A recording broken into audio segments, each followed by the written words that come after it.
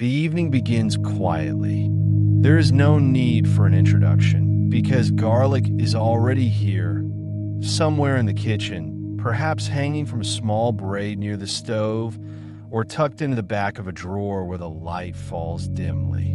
It has been waiting, as it always does, without ceremony. There is no need to search for it. Everyone, it seems, already knows the shape, the scent, the feel of a clove between their fingers. And somewhere within that familiar space, between the soft hum of thought and the steady quiet of night, we return again to sleepy food lore, to the long, unhurried rhythm of stories told beside the gentle presence of food. There is no beginning or ending here, only the steady unfolding of what has always been with us. Garlic does not ask for attention. It slips easily into broths and stews, finds its way into bread, into a pan slicked with butter, into the long memory of kitchens where people have cooked before us. It is older than our words for it, yet no one thinks of it as strange. It feels ordinary in the best kind of way, the way something becomes a quiet part of life, too close and too constant to be noticed. There's a kind of rhythm in peeling a head of garlic. The skin, dry and papery, releases with a faint hiss. The cloves separate gently, one by one, like small moons breaking free from an orbit. It is a movement that has not changed for centuries. Hands everywhere have done the same thing. Pressed the flat of a knife, felt the slight resistance, and breathed in that bright, earthy scent that escapes so easily into the air. If one looks closely, the bulb is a small miracle of layers, tight, protective, familiar. It hides itself in plain sight, built in spirals and quiet geometry. Even when you do nothing but hold it, you begin to sense the connection between hands and history, between small domestic gestures and the scale of time. Garlic never needed invention. It simply grew, and people learned its company. Somewhere in the world, someone is crushing a clove into soup. Somewhere else, a baker is mixing roasted garlic into dough. In another kitchen, a young cook scrapes it finely to make a paste, not thinking about who first did the same. Garlic does not change much from one hand to another, but it changes us. It follows us through so many meals that it becomes part of memory itself. A breath that lingers, a scent on fingertips, a flavor that feels like home. There are stories about it, of course. There always have been. But before there were stories, there were only gardens and the simple act of pulling this plant from the soil. It does not grow tall or showy. Its leaves bow toward the earth. Its bloom is modest, almost apologetic, as if it knows its true life happens underground. The bulb forms slowly in darkness, fed by warmth and patience. Garlic has always belonged to such steady rhythms, the unnoticed miracle of growing things that ask nothing in return. As the evening air cools and the last of the light fades, it helps to imagine those small bulbs resting in the ground, quiet and certain. They do not hurry. They are not waiting for a season to change. They simply follow the one that is already here. Garlic does not mind being taken up again and again, replanted, renewed. Every harvest promises another, and so it continues, almost endlessly, passing through time the way a calm breath moves through a room. No one begins a story with garlic because it feels too ordinary. Yet that ordinariness is what gives it a place in every kitchen, every country, every home. It sits in baskets, in bowls, on wooden boards, a keeper of simplicity, a sign that somewhere someone will cook again soon. And so, as we return to the quiet pace of this long evening, garlic offers its calm without needing to be noticed. It waits, patient as ever, for the next hand to reach for it. When we speak of garlic, we speak of something whole yet made of many parts. It begins as a bulb, round, pale, and quietly segmented. In the hand, it feels lighter than one expects, as if it carries more memory than weight. The outer skin is thin and dry, a pale covering that rustles faintly like old paper. Underneath, the cloves hold together in a careful pattern, curved and fitted side by side, each one keeping close to the next. To describe garlic is to look closely at something we have always known. It does not need explanation, only attention. The bulb sits easily in the palm, neither heavy nor fragile. Its surface wears faint traces of soil, reminders of where it was pulled from. The edges are smooth but irregular, marked from growing underground, shaped by its own quiet patience. When the outer layers flake away, the sound is delicate, a whisper more than a crack. The skin catches light and breaks apart into silvery fragments, almost translucent. Inside, the cloves are smooth and cool.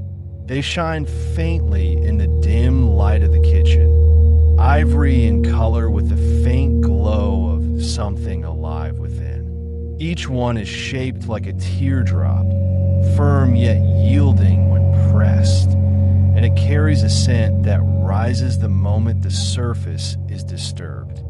Garlic has a dryness that holds its fragrance in. At first, it smells only faintly, clean, pale, and earthy. Then, when cut or crushed, the scent blooms almost instantly, sharp and bright, filling the space around it. It is a fragrance that clings to the air, to the hands, to the cutting board, reminding you that this small, common thing carries remarkable life within it. Each clove is wrapped in its own husk, a smaller echo of the outer skin. It peels away with the slightest pressure, leaving behind a smooth surface that feels nearly waxed, almost soft. There is an old comfort in the motion of separating the cloves, a gesture that does not need to be hurried. The movement has a rhythm of its own. Lift, press, peel, and pause. It makes even the quietest kitchen seem alive. If you set a bulb of garlic beside other roots, onions, shallots, leeks, it still seems distinct. There is something compact and complete about its form, a sense that everything essential is contained inside. The outside is dry, almost brittle. The inside holds the promise of flavor, of warmth, of the familiar taste that so many foods depend upon. Garlic does not ask to stand out, and yet it is never mistaken for anything else. When handled in light, its surface catches a soft sheen, the thin veining visible along the curve of each clove. The base, where roots once clung, is slightly rough, a quiet reminder that this was once alive, a small heart that rested in the dark before being brought into brightness.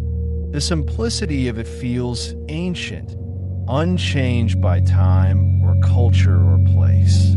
Humans have carried this same form from one generation to the next, always knowing exactly what to do with it. There's a humility in the look of garlic. It does not draw the eye. It is pale, without color to announce itself. And yet the moment the skin breaks, its character appears, vivid, unmistakable. To hold a clove of garlic is to hold a small paradox, something both ordinary and full of energy, something quiet that contains, within its cells, a spark capable of transforming an entire dish. Even before it is cooked, garlic gives a sense of warmth. The clove sits cool to the touch, but in its scent and potential lies the suggestion of fire, of transformation. When roasted, it deepens into gold and slips easily from its casing, sweet and mellow, the sharp edge forgotten. But even raw, freshly sliced or crushed, it announces itself boldly, as if to remind you that stillness does not mean absence of life, that quiet can hold intensity. To know garlic is to know its small differences. The firmness of the bulb when fresh, the slight softening as it ages, the fine dust that clings to the roots, the way one clove gives rise to another. It is complete in itself, and yet it always participates in something larger: soil, sun, hand, meal. It stands as a bridge between growing and eating, between what lives beneath the earth and what nourishes above it. And although there are many ways to see it, as food, as medicine, as legend, before all of that, garlic is simply this: a bulb made of cloves, wrapped in quiet paper, waiting to be opened. It is a collection of small, pale promises that return again and again, each head much like the one before. Familiar, unchanging, and infinitely generous in its simplicity. There are plants that seem to belong to moments, and there are plants that seem to belong to time itself. Garlic is one of the latter. It feels as if it has always been here, growing, drying, and being gathered. When people speak of its age, they do not speak of discovery or invention, but of simple endurance. Garlic has no beginning that can be easily pointed to. It is only a long line of hands that have tended, peeled, and cooked with it, quietly passing it forward. From one stretch of land to another, the bulb has followed human life.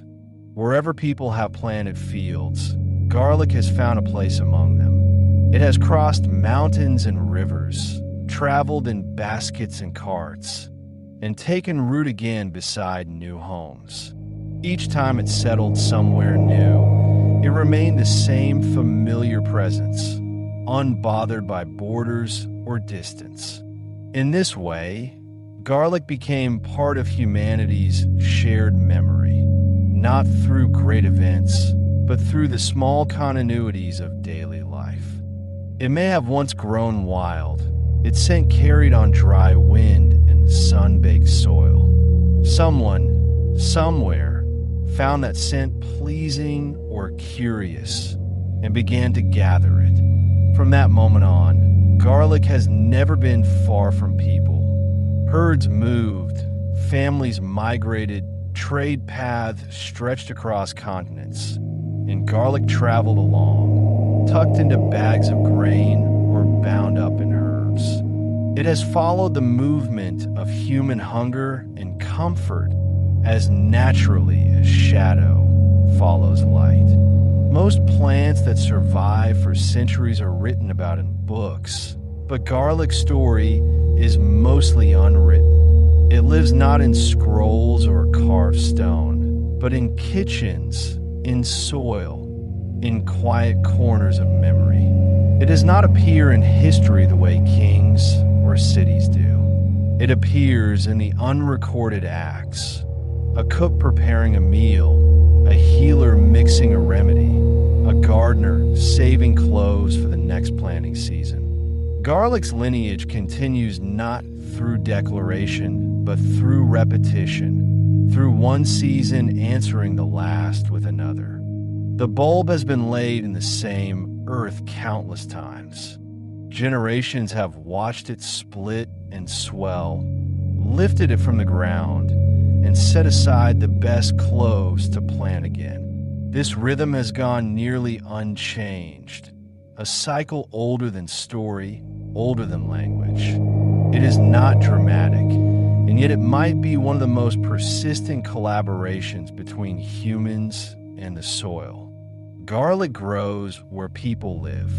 That has been enough to keep it alive from one age to the next.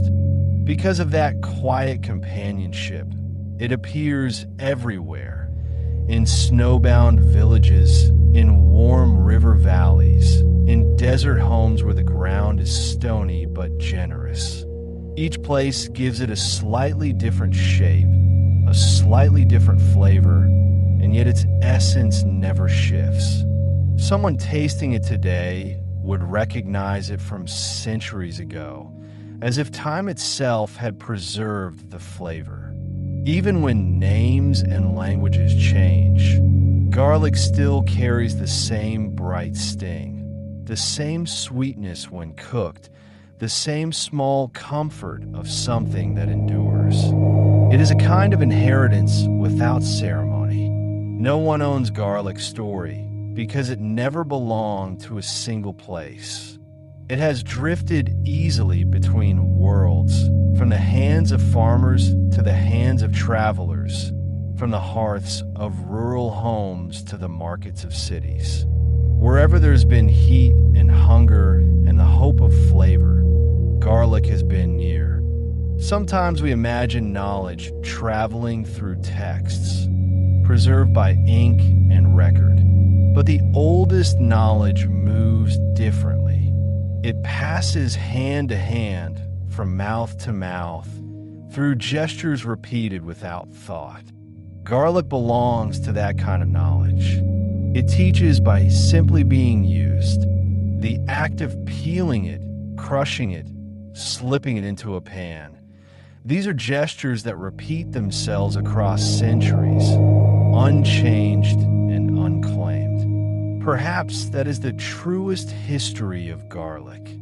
Not lines on a timeline, but the unbroken chain of moments when someone reached for it. A mother stirring soup, a friend preparing a meal for another, a cook tasting and adjusting the balance of flavor with the faintest sliver of clove. No one remembers these moments, but they are countless, and they form a legacy more enduring than any monument. And so garlic continues. Season by season, it rises from the soil, answers the sun, and returns again. It does not need to be celebrated to persist. Its story has never been loud, but it has always been certain. In a world that keeps moving, garlic remains steady, familiar, and quietly alive in every kitchen where someone begins, yet again, to cook. In most kitchens, garlic is already there before the cooking even begins. It waits quietly among the ingredients, ready to be used without thought or hesitation. It does not announce itself, and yet the meal feels incomplete without it. There is a rhythm to its presence, steady, dependable, woven into the habit of preparing food. It belongs to the everyday in a way that is so familiar, it almost disappears into it. Most of the time, garlic is used in small amounts. A clove or two, sliced thin or pressed through a crusher, is enough. It rarely stands alone. Instead, it settles into the background of a dish, supporting every other flavor without demanding attention. It is one of those ingredients that people reach for automatically. The hand moves toward it before the mind even names it. In most recipes, garlic comes early. It meets the heat before almost everything else, landing in the pan with a soft crackle as oil begins to shimmer. The scent rises quick and bright, a signal that something has begun. For a few seconds, It is the only voice in the kitchen. Then other ingredients join in. Onions, herbs, vegetables, meat, and garlic quietly blends back into the harmony. Its work already done. This act repeats itself endlessly. A person might cook hundreds of meals and never stop to notice how often garlic begins the process. It becomes part of the unspoken order of things, a small ritual whose simplicity holds the rest of the meal together. The cutting, the stirring, the early scent in the pan. All of it forms a pattern that feels both ancient and entirely personal. In that repetition, there is comfort. Garlic does not change much from one day to the next. The routine of peeling, chopping, and cooking it becomes an easy rhythm, one that needs no instruction. Even the variations, raw in a salad dressing, roasted in the oven, mixed into dough, follow the same quiet trust of familiarity. Garlic knows how to fit into the meal. The cook knows where it belongs. That understanding lives beyond words. Because it is so constant, garlic rarely becomes the main story. It gives body to soups, depth to sauces, warmth to meat or vegetables, but seldom claims the spotlight. There's a humility in that role, a quiet generosity that supports without being noticed. When the food tastes whole, balanced, and round, garlic is likely there, unseen yet essential. People may not thank it directly, but its presence shapes the meal just the same. Only when it is missing does the difference become obvious. A dish made without garlic can feel thin in ways that are hard to describe. The flavor still exists, but something seems muted, as if a familiar voice has gone silent. The absence is subtle but unmistakable, a small gap in the texture of comfort. Its quiet reliability becomes most visible when it is gone. Garlic belongs to shared meals as much as it belongs to private ones. It is stirred into sauces passed around tables, brushed across warm bread, blended into marinades made for gatherings. Yet it is also there in the simplest dishes, the quick meal for one, the soup reheated late in the evening, the quiet breakfast shared in half-light. Its presence weaves through both celebration and solitude without needing to change its form. In this way, garlic becomes a kind of reassurance. Its place in daily food is never questioned, never debated. It continues exactly as it always has, a small piece of work at the beginning of something larger. Its repetition teaches the comfort of knowing what comes next.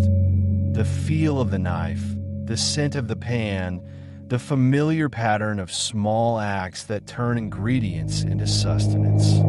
Every home, no matter how different, holds some version of this routine. The shape of the kitchen may change, the tools may vary, the meals may belong to different traditions. But somewhere in that rhythm of preparation, garlic appears. It is one of the few ingredients that belong to almost everyone, not because it is rare, but because it is constant. Garlic does not fill silence. It lives comfortably within it. It does not seek recognition. It simply continues to appear, to serve, to flavor, to linger faintly afterward. It is the quiet thread that runs through cooking itself, a subtle, dependable companion to the everyday act of eating, binding all the different moments of human life with the same gentle repetition. Across generations, garlic has gathered around itself a soft halo of meaning. People have trusted it, carried it, hung it, and folded it quietly into the corners of daily life. What began as food became something more, a small, familiar sign of safety and care. The bulb that once lived in the soil became part of how people tried to keep the unseen world at peace. There was a time when the air itself felt less certain. Illness could move invisibly through a home. Storms could catch people unprepared, and chance could turn against them without reason. In such times, people often turned to whatever they knew and trusted. Garlic, with its brightness and scent and strength, became one of those things. It was believed to keep harm at a distance, to guard a threshold, to make a place feel safe. Garlic was hung above doors, near windows, or at the entrances to barns and stables. Sometimes it was braided into long strands and left to dry not only for cooking, but also for keeping harm away. The sight of it was meant to reassure, a token of care as much as a barrier. Those who passed beneath it, human or otherwise, were believed to meet a soft kind of boundary, invisible but firmly set. It separated what belonged within from what must remain outside. Others carried cloves in pockets or small cloth bags. To wear garlic close to the body was to wear a quiet companion, one that worked without ceremony. It promised to hold away the shadowy parts of life, sickness, misfortune, ill will. In the same unseen way, it flavored food from beneath the surface. People did not necessarily expect magic. They expected comfort. Garlic's power came from its familiarity, its use in daily life, and from the steady repetition of belief itself. Its scent, sharp yet wholesome, was thought to cleanse as much as to protect. A clove crushed underfoot or rubbed on walls could mark a space as safe. The smell was strong, and perhaps that was part of its power. It reminded people of something clean, bright, and alive. In many homes, the fragrance of garlic mingled with the air, becoming part of the sense of shelter. The story surrounding it shifted quietly from one culture to another. Some said it kept harmful spirits from drawing near. Others saw it as a gift of the earth, an anchor for health and strength. In some places, garlic was linked to the warmth of the sun or the sturdiness of the ground itself. In others, it was believed to hold the memory of fire, not the fire that burns, but the steady warmth that sustains. Even in medicine and healing, garlic straddled the line between faith and knowledge. It was crushed into poultices, steeped in liquids, or burned to purify spaces. But beyond any instruction, the deeper act was the same: to do something, however small, that carried hope within it. Garlic gave that hope a form, physical, fragrant, and kind. People did not speak loudly of its power. They simply kept using it, trusting the quiet strength that familiarity brings. In these customs, none of the gestures were fearful. They were acts of care. Hanging garlic in a doorway was like placing a light in a window, a signal that one wished for health, safety, and peace within those walls. It was not only about keeping dangers away, it was about inviting calmness in. Such beliefs carried the gentle rhythm of repetition, plating, hanging, renewing each year without question, simply because it felt right to do so. Through centuries, these small rituals remained. Even in times when the old meanings began to fade, the gestures stayed alive. Garlic still hung in kitchens, still braided for beauty, still given as a sign of goodwill. Its symbolism softened into tradition, and its presence became part of the visual memory of home, something that spoke quietly of safety, warmth, and the desire for continuity. In the end, the folklore surrounding garlic is not about fear or warning. It is about trust. It is the trust that something natural and near can answer the unseen with steadiness. Garlic became a symbol of that faith, not shining or sacred, but simple and enduring. It continues to rest in kitchens around the world, asking nothing, giving much, and carrying in its pale bulbs the long, quiet belief that the ordinary can keep us safe. When the ancient world is remembered through Scripture, much of what appears are the everyday things of life. Fields, bread, water, and oil are spoken of more often than kings or battles. The rhythm of survival and nourishment is always there, somewhere behind stories. Among those simple things, garlic is quietly present. It is not a symbol or a riddle to be solved. It belongs to the table, not the altar. In one early passage, it is mentioned among the foods of Egypt, a small note inside a larger memory. When the people looked back to what they had left behind, they recalled not wealth or monuments, but the taste of ordinary food. Fish from the river, cucumbers, melons, leeks, onions, and garlic. These are the things that made daily life feel whole. The mention is brief, yet it carries a tenderness that belongs to longing. Garlic appears not as a treasure, but as something missed, part of the ordinary comfort of meals shared long ago. It is a humble kind of remembrance. Garlic stands there beside other simple foods, forming the background of memory. It is not raised to importance, yet it endures through that list of everyday things. The words that surround it are about absence and recollection, about the way taste and scent can keep vivid what time carries away. To remember garlic is to remember eating, and to remember eating is to remember living. In that mention, we see how memory clings to details that are physical and small.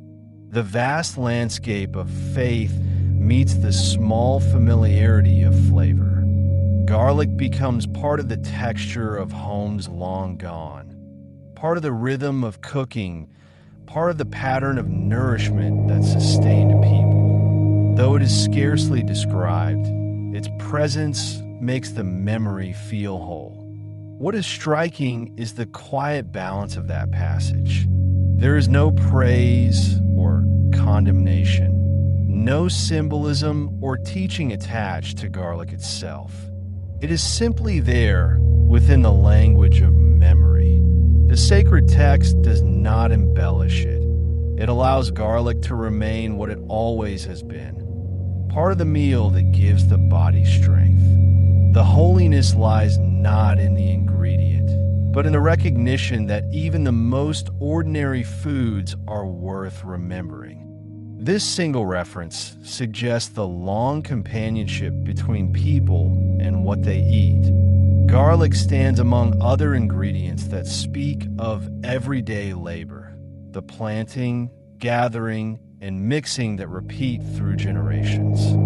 Those foods form the texture of human life, connecting the spiritual with the physical in quiet continuity. When Scripture recalls them, it is not ceremony but intimacy that lingers. There's a kind of reverence in that simplicity in sacred writing. What endures most powerfully is often what seems most ordinary. A field, a loaf, a bulb of garlic. All share the same quiet importance because they belong to the rhythm of sustenance. They're the parts of life that continue whether the times are bright or difficult. The mention of garlic in sacred text carries that deeper truth without needing to explain it. If one reads the passage slowly, it feels less like a statement about food and more like the echo of a kitchen long vanished. It suggests sounds and scents, the gentle stir of cooking, the faint warmth of evening air, the quiet repetition of acts that held a household together. Garlic, resting among onions and leeks, becomes part of that imagined scene. It is enough to evoke the feeling of home, of what is real and unremarkable yet deeply felt. To notice garlic there, within words that have carried centuries of meaning, is to glimpse how the ordinary sustains the sacred.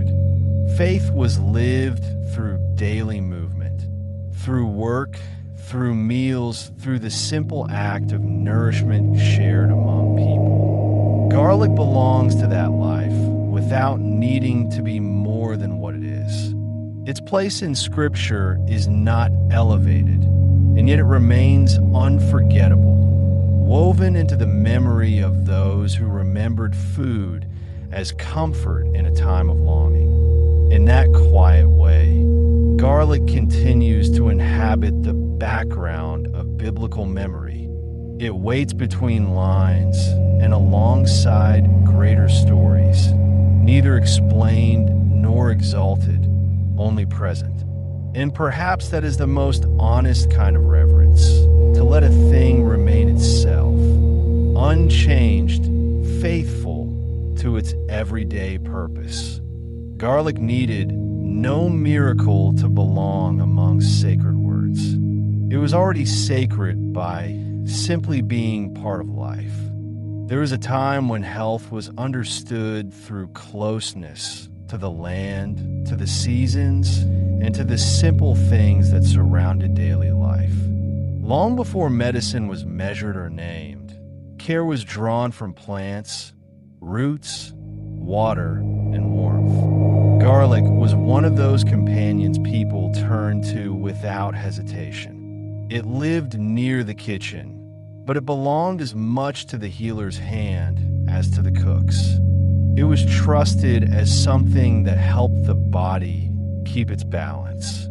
A clove crushed into a simple tonic, steeped in oil, or mixed with honey was believed to steady the breath, warm the blood, and keep away what made people weak. Those gestures were not acts of invention. They were habits, repeated quietly in homes and passed down through memory. A remedy might be prepared without ceremony, made from what was already on hand, guided by the sense that garlic had strength enough to protect. People came to know that garlic did more than flavor food. They saw that its scent lingered, that its taste carried warmth, and that it seemed to guard against what was unseen. It was often taken at the turn of the seasons, when the air changed and the body needed help adjusting. A clove might be eaten raw in the morning or simmered gently in water to make a drink that cleared the head and steadied the heart. These small acts blended nourishment and care until the two became indistinguishable. The use of garlic in medicine was rarely dramatic. There were no rituals of transformation, no complex instructions. It was reached for in the same way one might reach for a blanket against a chill. Naturally, instinctively, almost without thought. Its power was not declared but assumed, a quiet inheritance from generations that had seen its worth again and again. That familiarity gave it strength. The act of using it was itself a kind of faith. In some traditions, garlic was kept near where people slept, not as a warning, but as a companion to health. Its scent was believed to keep the air clean and the body safe from unseen harm. It might be hung beside a bed or placed near a window where the breeze could carry its faint warmth through the room. The gesture was not fearful. It was a reminder that small things could help the world stay in balance. There were those who worked with herbs and roots as their craft. For them, garlic was one among many, but it held a special place for its reliability. When mixed with other plants, parsley, thyme, vinegar, honey, it formed part of countless simple treatments meant to soothe or restore. Its reputation spread not through triumph, but through quiet usefulness. No matter the region or language, people seem to find their own version of garlic's help. Even when explanations began to change, the habit remained the same. Generations continued to use garlic for care, not out of superstition, but because it had always been there, waiting within reach. The knowledge passed through hands and voices, through recipes that were both food and medicine. A few cloves in broth, a slice steeped in oil, or a brew taken before rest. Each one part of a rhythm that stretched backward farther than memory could follow. The idea of garlic as protection and preservation blurred easily into ordinary life. At times, it was rubbed on the skin, mixed with herbs, or carried by travelers to guard against exhaustion. At other times, it was simply eaten each day, folded into meals that nourished the body while quietly tending to its health. These were not treatments made in crisis, but patterns of living, small, consistent gestures of care that asked for no attention and gave comfort in return. Garlic's strength was understood through observation, not measurement. People saw that it could keep food from spoiling, that it stayed bright and clean even when other plants faded. From that, they imagined its goodness passing into the body, keeping it safe in the same steady way. The language of that trust was gentle, filled with words like warmth, cleansing, and endurance. It was never about miracle or cure. It was about harmony, the sense that the natural world offered what the body needed if one listened and stayed close to it. Even now, fragments of those old habits remain. A clove pressed into soup at the first sign of weariness. A jar of garlic left to steep, its golden color deepening day by day. Each act feels both ancient and personal, a continuation of gestures once shared across countless homes. Garlic, in this sense, has never left the world of care. It still stands where it always did, quiet, constant, and trusted, a reminder that healing can live within the ordinary. Every food speaks differently to the body. What brings ease to one person may bring restlessness to another.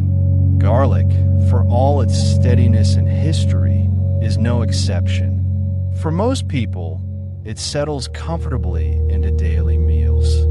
For some, its strength arrives as too much. That difference is not a fault in either the plant or the person. It is simply one of the many quiet ways bodies express their individuality. Garlic carries a fullness of flavor that begins deep within its structure. The same qualities that make it rich and fragrant are also what make it strong for certain people. Inside the clove are natural compounds that change easily when crushed, chopped, or cooked. They give garlic its sharp scent and its unmistakable taste, but they can also create sensations that some find heavy or difficult to digest. Among these elements are what modern language calls FODMAPs, small carbohydrates that can be challenging for some digestion. In certain bodies, these parts of garlic are not easily broken down, leading to feelings of fullness, discomfort, or imbalance. In other bodies, they pass unnoticed, leaving only the warmth of flavor behind. The variation is quiet but significant, a reminder that nourishment is always personal. Cooking changes garlic's nature. Heat softens its edge, draws sweetness forward, and alters how the body meets it. A clove cooked slowly in oil behaves differently from one eaten raw, just as roasted garlic fades to something mellow and kind. Many people find that gentler preparations fit more easily into their rhythm. The transformation from raw to cooked becomes not only a shift in taste, but also a shift in how the body receives it. This means garlic rests within a spectrum rather than a rule. A little can be enough for some, while others welcome much more. Some find peace in simply adjusting when and how it appears, pressing a smaller amount, cooking it longer, or using infused flavors where the strength has been tempered. The changes are subtle, but they sit comfortably within the long tradition of cooking as care. Adjusting garlic is no different from adding more salt or less spice, guided by what feels right. For those who avoid it altogether, the absence of garlic need not feel like loss. Many cuisines have found ways to echo its part through herbs, oils, or gentle substitutes. The intention remains the same: to bring harmony to a meal and ease to those who share it. In that way, even without garlic itself, the spirit of balance continues. The decision to include or reduce it becomes one of understanding, not restriction. Human relationships with food are always in motion. They change with the body, with age, with time. What once felt nourishing may later ask for moderation. To notice such changes is an act of listening. Garlic, like all foods with character, invites that attentiveness. It reminds us that cooking is not only about ingredients and technique, but about the quiet conversation between flavor and well-being. In some kitchens, the adjustment is made almost unconsciously. A cook might instinctively add less garlic to a dish being shared, knowing that some guests prefer mildness. Another might roast it longer for sweetness or strain it from a sauce before serving. These are acts of accommodation so gentle they nearly go unnoticed, yet they form part of the wider human rhythm of care. Such awareness does not diminish garlic's presence. It enriches it. To recognize how the body responds is simply to continue the relationship with respect. The same plant that has carried through history remains adaptable, welcoming change, allowing gentleness. It asks for nothing more than the small kindness of attention.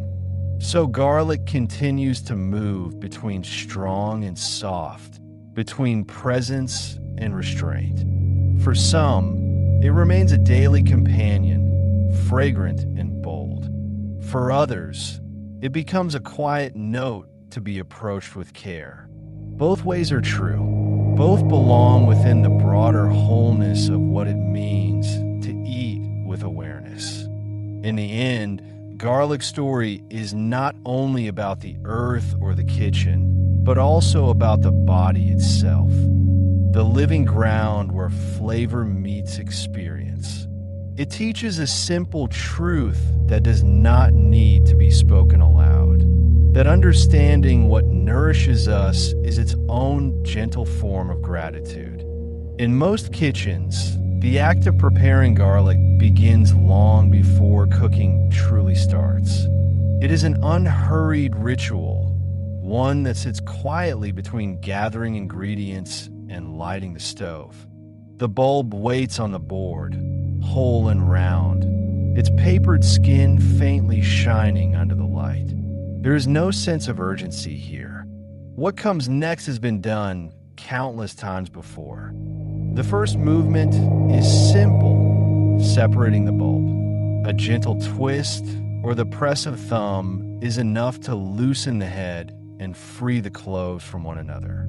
The bulb breaks apart with a soft sound, neither sharp nor sudden, just a dry crackle that fills the air for a moment. The cloves scatter loosely, showing their shapes, curved, firm, and pointed at one end, resting easily against the wood. Each one is already known. One by one, the cloves are gathered. The hands move without thought, choosing how many will be needed. There is no precise number to follow, only the familiar sense of what feels right. The papery skins cling lightly, rustling as they shift. To peel them is to feel the sound as much as the touch, the faint whisper as dry layers separate, the quiet pause before the smooth surface is revealed. Beneath the skin, the clove appears bright and pale, its surface clean and cool. It slips easily beneath the fingers, no roughness left. Some people press down on each clove with the flat of a knife, hearing the soft click as it yields. The skin loosens instantly then, curling away in thin fragments. Others peel more slowly, turning each clove between their hands. The difference hardly matters. However it is done, the rhythm remains gentle and sure. Garlic invites these small, precise actions. Crushing, slicing, or leaving it whole are all ways of meeting it. Each one a choice made lightly, guided by habit rather than thought. To crush is to draw out its strength, to release what hides within. To slice is to reveal its pattern, thin and translucent, catching the light before dissolving into food. To leave it whole is to let its presence ripple slowly through a meal, softer, quieter, lengthened with time. Each motion returns the same calm satisfaction. The knife touches board. The scent rises faintly into the air. The same sounds repeat.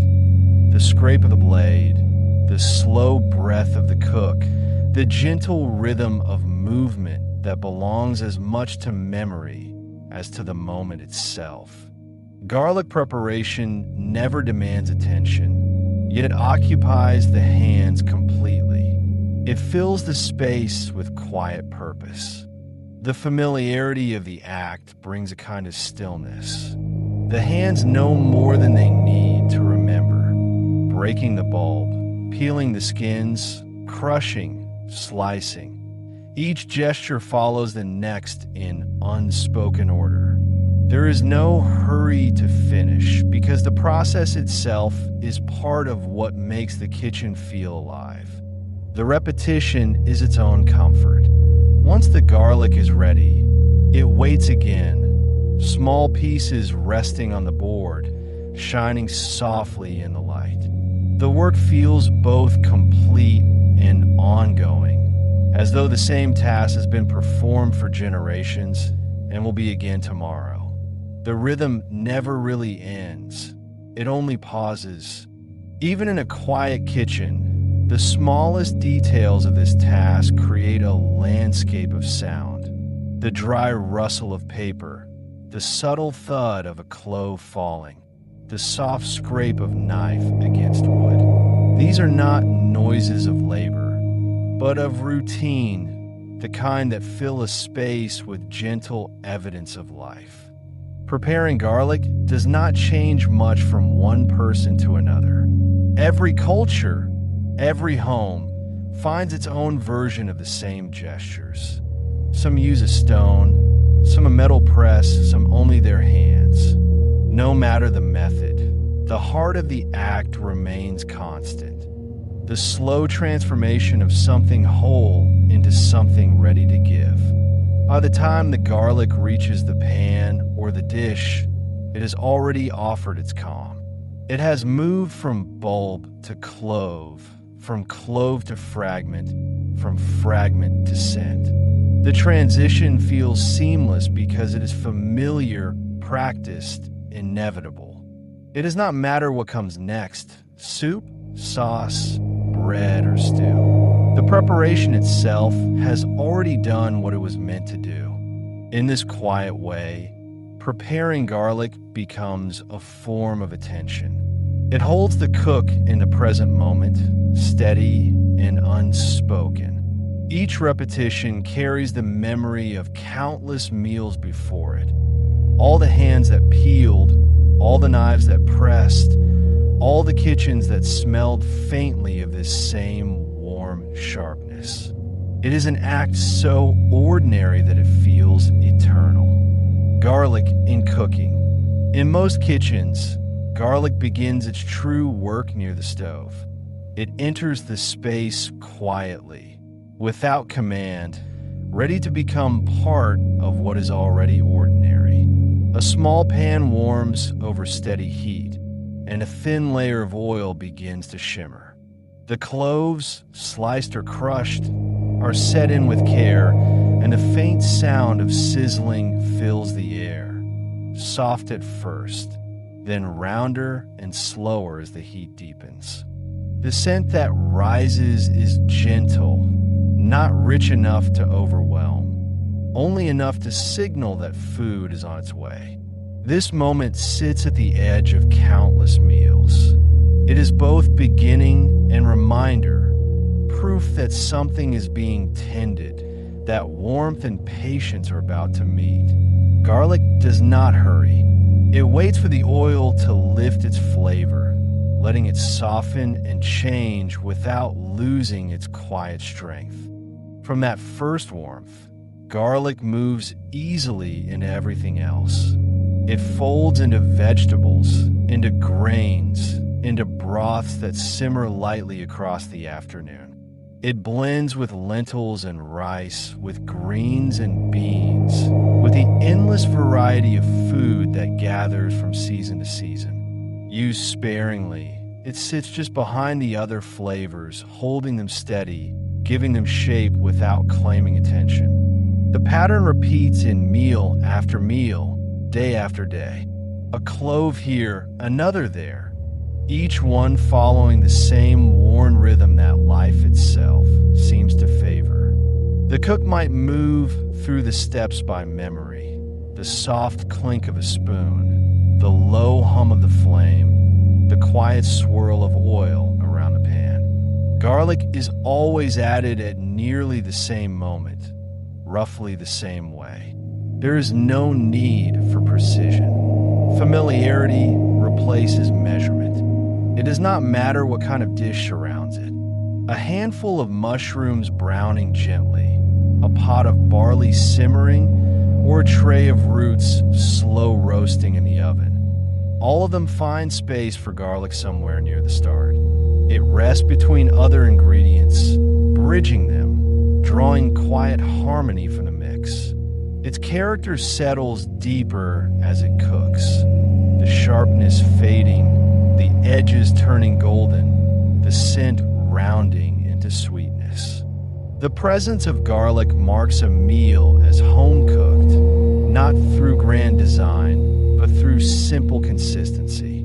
It returns with every meal that values warmth, every recipe that asks for nothing more than patience. Each time, it brings a sense of care that does not need to be spoken aloud. Garlic in cooking is never a statement. It is a steady background, the same trusted step repeated across generations. A few small examples come to mind, each plain and familiar. They are not recipes as much as shapes of comfort, the outlines of meals that happen again and again without becoming old. A simple recipe for garlic bread. A loaf of bread rests on a board, ready to be sliced. A few cloves of garlic are softened in butter or oil until their scent drifts through the room, faint and round. The warm mixture is brushed over the bread's surface, seeping into the soft crumb. The loaf returns to the oven, not to change, but to deepen. What emerges is what it has always been, bread touched by warmth and memory.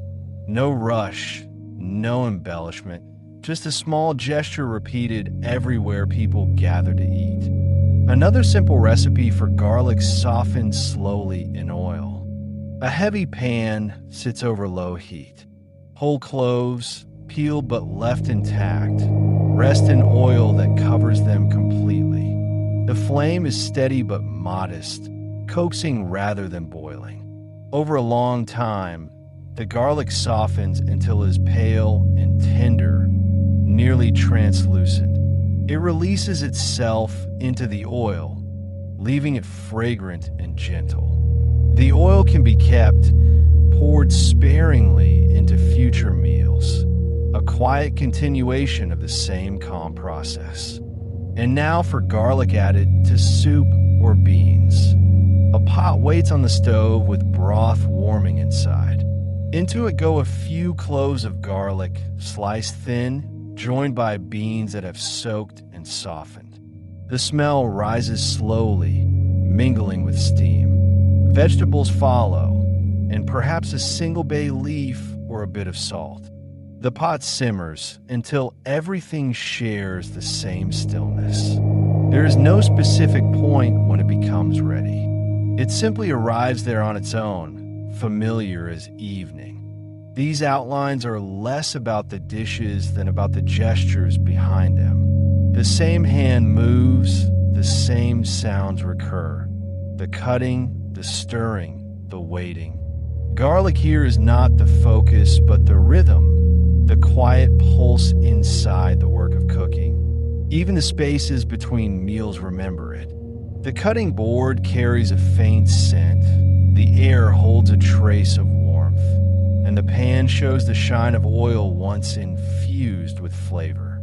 Garlic lingers this way, not as a strong memory, but as atmosphere.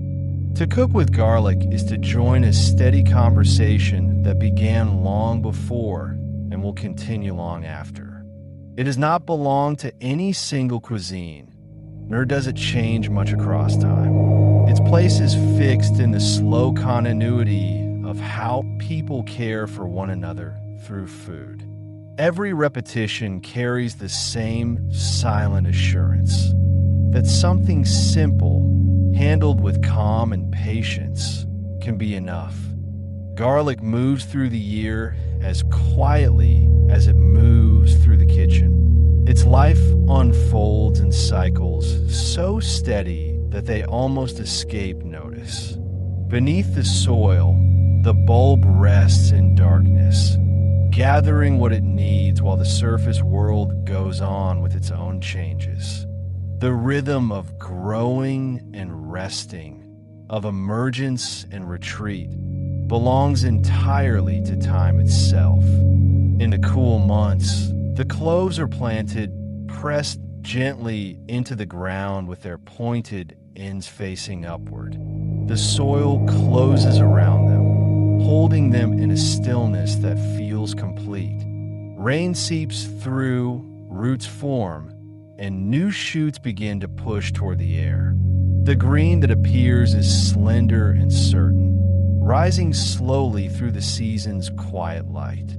As days lengthen, garlic stretches and divides within the earth. Each clove swells, forming layers that fold around one another, each one shaped by moisture, sun, and the patience of the ground. Above, the leaves lengthen and deepen in color, following the warmth without haste. Everything happens in its own time, calm and unforced. When summer nears, the signs of readiness are understated.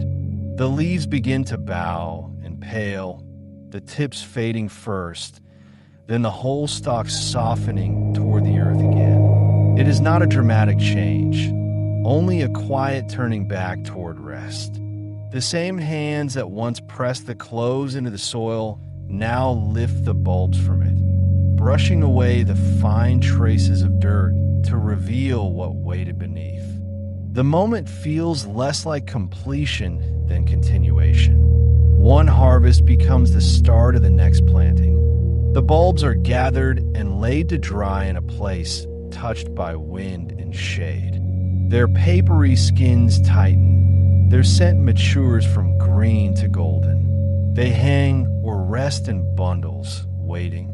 This is the interval between one cycle and the next. A long pause filled with the nearness of work already done. Garlic does not hurry to leave one season behind.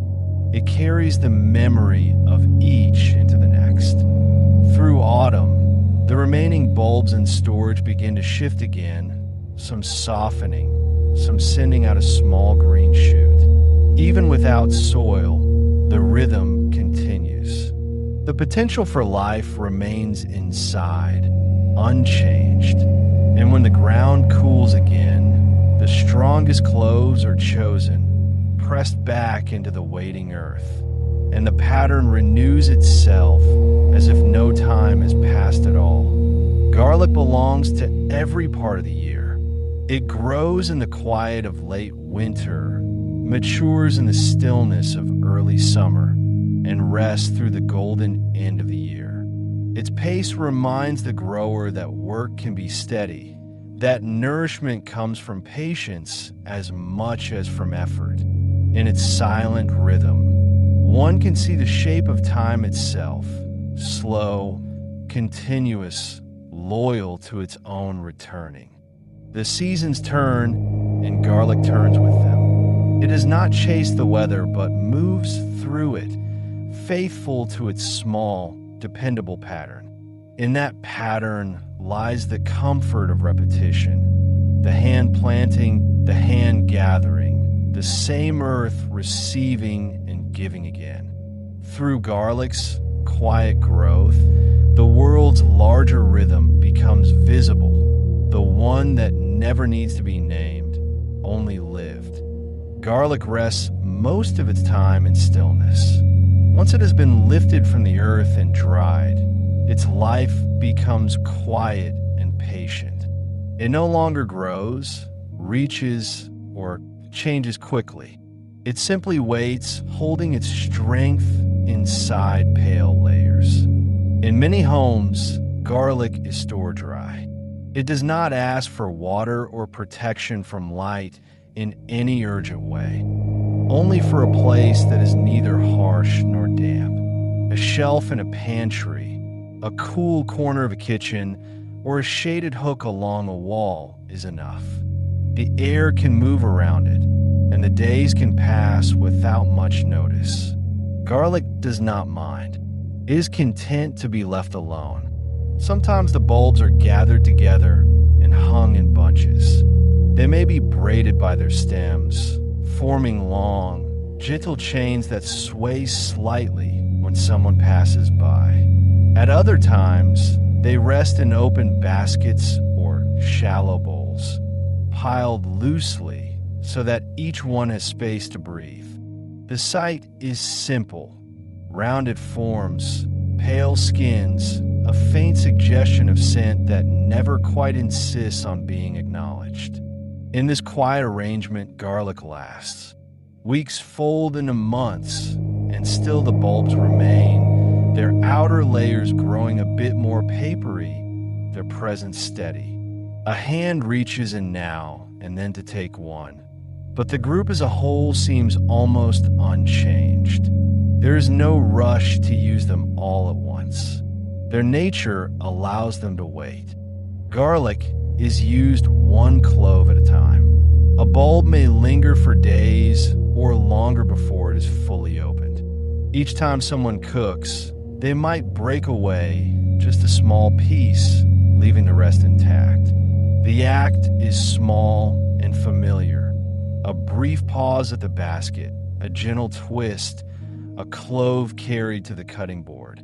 Then the bulb returns to its place, slightly altered but still whole enough to continue waiting. Because garlic keeps so easily, it rarely needs attention. No one checks on it daily or worries over it. It simply stays in its chosen spot, available whenever the thought of it arises. The simplicity of this keeping mirrors the simplicity of its use. There is no schedule, no demand, only quiet readiness. Over time, a bulb may show signs of age. A layer of skin loosens. A small shoot appears where none was before. A clove softens just slightly when pressed. Even then, the change is gradual, almost gentle in its slowness. The cook notices, adjusts, and moves on. Perhaps an older bulb is used first, or a sprouted clove is set aside. The rhythm of storage absorbs these shifts without fuss. In many kitchens, the place where garlic is kept barely changes from year to year. It may be the same corner, the same hook, the same basket that has held it for as long as anyone remembers. New bulbs replace old ones, filling the same space with the same shape and purpose. This repetition creates a sense of continuity that needs no words. Garlic has a home there, and everyone simply knows it. The stillness of stored garlic is part of its comfort. It is not a food that demands quick use or constant tending. It allows life to move at its own pace, ready whenever it is called upon, indifferent to the passing days. In its calm, dry rest, garlic offers a quiet kind of reassurance that some things can be kept close for a long time without strain, waiting patiently for the small moments when they are needed. In most meals, garlic stays in the background. It does its work quietly, supporting the foods around it without asking to be noticed. A small amount settles into a pan, disappears into a sauce, or melts into the base of a stew, and then it is simply part of everything else. It rarely announces itself, yet shapes what follows. Garlic stands behind other flavors the way a steady hand rests behind a gesture. It does not need to be the main taste on the tongue. Instead, it anchors the dish, giving depth to vegetables, grains, and meats without insisting on its own name. People speak of tomatoes, of herbs, of cheese, of spice, and garlic is there alongside them, content to remain unmentioned. Because it is almost always present, garlic becomes a kind of emotional anchor. Its scent and taste weave through ordinary meals in such a constant way that they begin to feel like part of home itself. The comfort does not come from drama or richness, but from recognition. A familiar warmth arrives in a bowl or on a plate, and somewhere within it, garlic has done its quiet part. It is rarely discussed at the table. Conversations turn to the day, to the weather, to small events that rise and fall without weight. Plates are passed, bread is broken, spoons move slowly through soup. Garlic remains in the background, unspoken but active, binding ingredients together. Its presence is understood rather than named, felt rather than described. Only when it is missing does its role become clear. A sauce may taste a little flat, a soup a little thin, a pan of vegetables somehow less complete. The absence is small but distinct, like a chair left empty in a familiar room. The meal is still there, still nourishing, but something about its center feels softer, less sure. Then garlic's usual quietness is revealed as importance. Yet even in that, there is no drama. The next time, a clove is added again, almost without thought, and the balance returns. Garlic does not claim credit. It simply resumes its place as if it had never left. this is its nature as a background ingredient, to hold steadiness without spectacle, to help other things be fully themselves. In this way, garlic becomes part of the emotional landscape of eating. It is linked to ordinary evenings, to simple lunches, to breakfasts taken without hurry. It does not belong to celebrations alone or to hardship alone. It belongs to both and to everything in between, smoothing the edges of taste and memory alike. Its constancy reassures without a word. Somewhere, as this story continues on without needing to close, garlic remains in the kitchen. There are bulbs resting in a basket, in a bowl, or hanging in a quiet line along a wall. They wait without expectation, unchanged by whether they are used today or tomorrow. The room may be dark now, or filled with soft afternoon light. Either way, garlic is there. The cooking for the moment is finished. Hands have cooled, boards have been wiped clean, and the last faint traces of warmth drift slowly out of the air. Whatever dishes were made are either eaten or resting, and the sounds of the kitchen have fallen back into stillness. Garlic does not leave with the noise. It stays, as it always does, ready for the next small beginning. There is no need to follow it further. The bulbs will remain where they are, some whole, some partly used, some already promised to a meal that has not yet been imagined.